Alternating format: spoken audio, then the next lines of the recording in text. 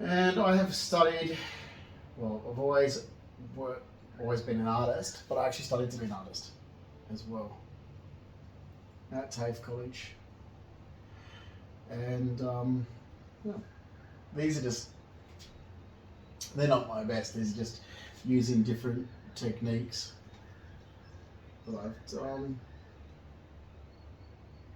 Like I said, even when it comes to defamation, it's been criminal defamation, so I've actually been denied the truth from my studies. There we go. So yeah, I am an artist, and then I've had arseholes make up stories and deny me the facts of being an artist, or the facts that I've studied design and have worked in design. And that's family members that did that. So again, I've told police, I said, well, okay, I'll then use the charge of fraud. What do you mean? Well, if you financially disadvantage somebody, that's actually committed fraud in the state of New South Wales. What, you're a police officer. Brush up on the law, because all you're doing is harassing me for my reactions, yet my reactions are justified. Here we have, let me explain the crimes to you. Besides the monitoring and surveillance and breaking privacy laws, look up your privacy laws, your confidentiality laws, your prying laws, all those have been broken, especially the prying. Okay, you have reckless endangerment to my health. Okay, that's a massive, huge crime. I will put my own twin sister in jail for that. Okay, you have on top of that, so you've let these go on for 9 years to date, meaning meaning today. Okay, so you've got criminal defamation and defamation. Why it warrants criminal defamation and the magistrate to reside over it is due to the amount of damage it's caused me in the last 9 years to date. So it's not just a matter of defamation as a civil matter, it's a matter of defamation as a criminal matter, and that you can ask for in the state of New South Wales. So it's up to police force to say, right, you've made this statement about Justin, it's not true, we're going to charge you with criminal defamation due to the fact that it's endangered his health. Your statement's endangered Justin's health. This is criminal defamation, so we're charging you with criminal defamation and endangerment, reckless endangerment. That's what a police officer can do to these people, groups and organisations. They've got the power to do that. It's up to a magistrate to dismiss it or not, but I won't allow a magistrate to dismiss it. So you have that. Okay, in the state of New South Wales, if you financially disadvantage somebody, you have committed fraud. So committing fraud means that you don't actually have like you may not have actually benefited from what you've done, but what you've done could have hurted someone else. Okay, so you could commit fraud by, for an example, taking time off work and saying that you were doing it to look after somebody as a carer. That's fraud. Did you benefit from that? No, or you got a day off work, but there's no financial benefit and gain. So you can still be arrested and charged and go to jail for 10 years for fraud with the fact that you haven't benefited any financial gain from this. It's still fraud. Okay, but if you financially damage somebody's life, for example, so you financially damaged me, okay? So you've called me, okay, I'm an artist. I've been a good painter, a good artist my entire life. Say you're Christy Childs or someone else, like some deadbeat loser that's go, he's done it's not his or whatever. So therefore you stopped me working in my studies. So you've prevented me from working in my studies. So you've got criminal defamation for starters, because you defamed me. You defamed my work. It's defamation for civil and it's defamation for criminal, because you've done it consistently for a long period of time. So if it's just once, I could go, okay, right, take it to court, civil matter, how much money this cost me, okay, but then you financially disadvantaged me. So it's criminal defamation. Okay, Belinda Jeffries from La Boutique Hair Salon's really good at that, and she should be careful, because distributing cocaine's a criminal charge as well that she should be aware of. Just let you know. Because she's got a good friend, Orsh, this Russian guy, short, stocky Russian guy. That's a good friend of hers. Belinda Jeffries is one of those needy people that need to consistently be taking and using drugs. And I'm not lying here, it's not a defamation issue, because it's known, and she made it known to me from the day I met her. The first day I met her, when I was getting a haircut and treatment at La Boutique Hair Salon, I just met this hairdresser for the first time, and yeah, she started spewing out this most ridiculous shit. And the other issue there is, she's overstepped from, she's only my hairdresser. I'm a client. She overstepped into breaking privacy and confidentiality laws which makes what she has done to be a criminal offence as well. Besides what she does in her personal life, what she did towards me is a criminal offence and should be charged for it. Again, my reactions are more than justified. Police didn't do their job to prevent these people who were actually breaking the law into my life. So everything I have done, a good solicitor would look at, if you had a good solicitor, would be like, okay, his reaction's more than justified. That's the action towards him. You can't just break these privacy laws, confidentiality laws, prying laws. You can't just do what these people get away with: slander and criminal defamation, along with civil defamation. Okay, you've committed fraud by financially disadvantaging him. Everything that he's reacting to is justified. Look at the amount of laws that these people have broken.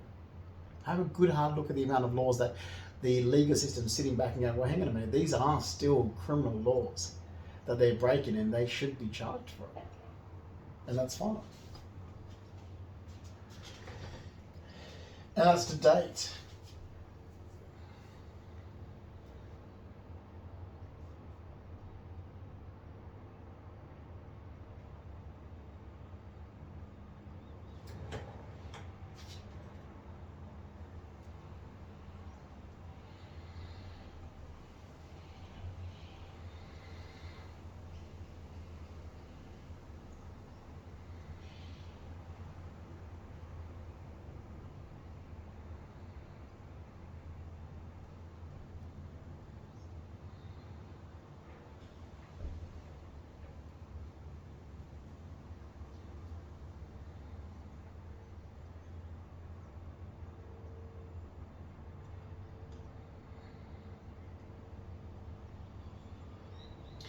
People need to know what I've studied, outside of high school, so I'm talking about TAFE College. Then you've got, 1996 Fine Arts Certificate, 1997 Design Fundamentals, 2009 Design Events Illustration, 2010 Interior Decoration 101. So, courses and so forth. You can ask me, although I've already had all those transcripts put for the government. So don't see what it is to do with anyone else's business. And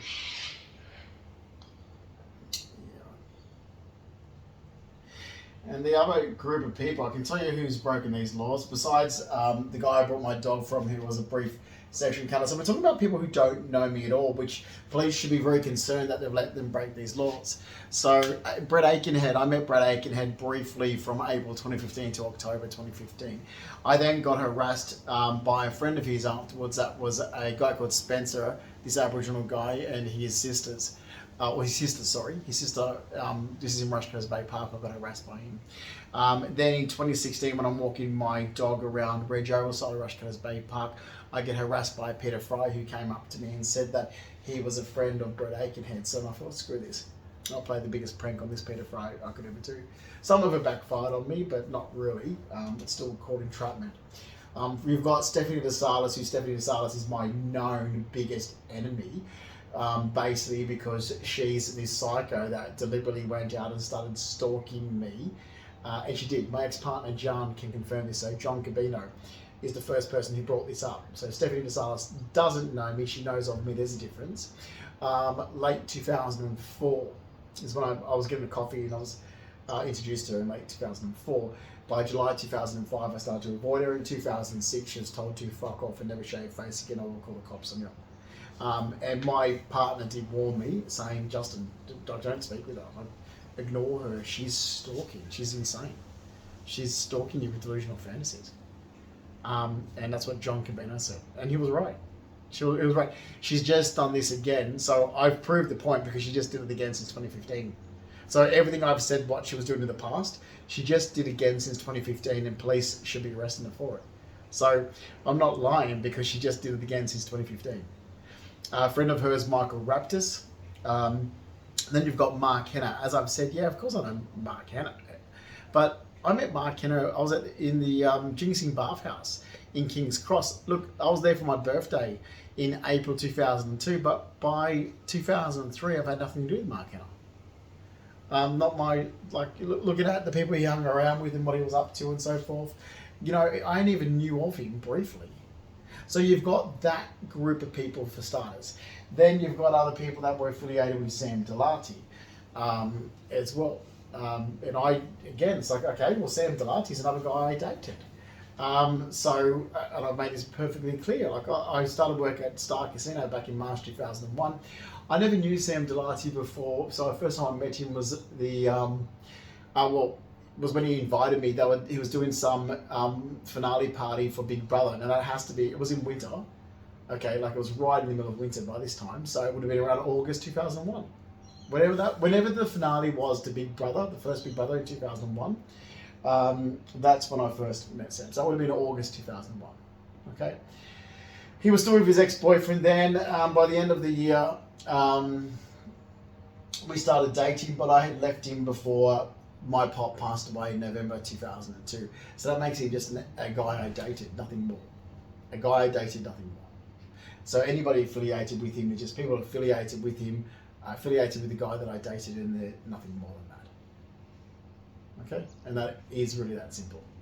You right, Baxi? Give me applause. I might make something to snack. My dog's just coming into the... Oh, he's off camera. You're off camera. Oh, he's at his little bath. He's leaving conditioning. Yes, you can come in. It's still a bit cold. All right.